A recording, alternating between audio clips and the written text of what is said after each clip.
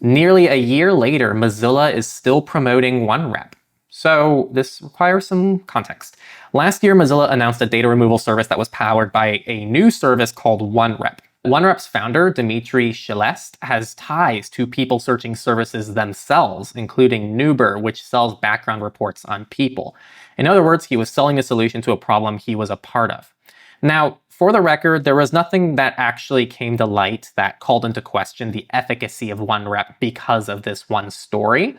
It was just a very alarming turn of events, and I believe Mozilla even committed to looking for an alternative or just investigating it. Well, they haven't found one. They've stated that customer data is not at risk, and the outside financial interests of OneRep's CEO does not align with their values, and despite their promise to find a new partner, they've continued to partner with OneRep for nearly a year now.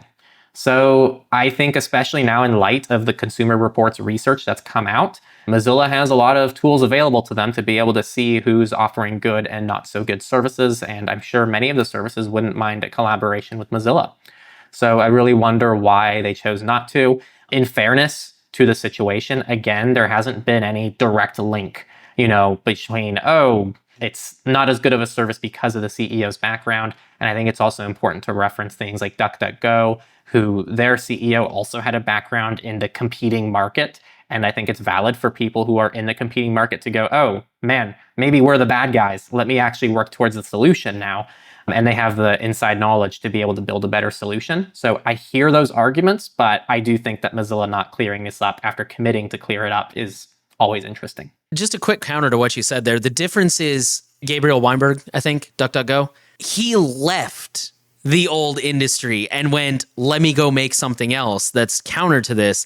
This Dimitri dude was still actively running people search sites. I forgot that detail. That is pretty different. Yeah, so that's the difference. It's because I agree with you, because I see people, and for the record, I don't recommend DuckDuckGo anymore. They've lost my trust, but I don't think that's a valid criticism either. I've seen people like, oh, he used to work for these data companies. Like you said, yeah, maybe he went in and saw how the sausage was made, and he was like, oh, this is not good. I don't want to do this anymore.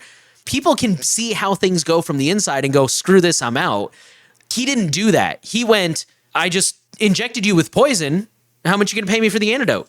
Yeah, and also putting on my Mozilla hat. Optery's a thing, easy opt-outs, obviously, which I granted nobody had heard of them until recently with the Consumer Reports research. But there you go. Now Consumer Reports has made them a household name. Like, Delete Me exists. According to Consumer Reports, they're not very effective, but I mean, they've been known for years. They've been around forever. I hear their ads everywhere. I hear their ads on regular mainstream podcasts that have nothing to do with privacy or technology. Somebody is getting paid full time to find a replacement. For the record, I'm sure they're doing other things. It's not like they hired a, director of finding a OneRep replacement or whatever. That's not a job title, but it's like, dude, what's your excuse? It's been a year. Our excuse is we need to pump more AI garbage into nobody asked for and complain about the EU breaking up Google. Like, f off, guys. Get it together, Mozilla. God.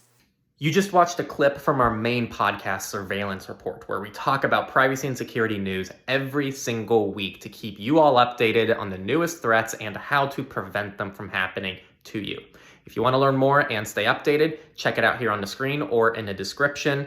And there's also an audio-only version that you can also find down in the description. We'll see you there. Thanks for watching.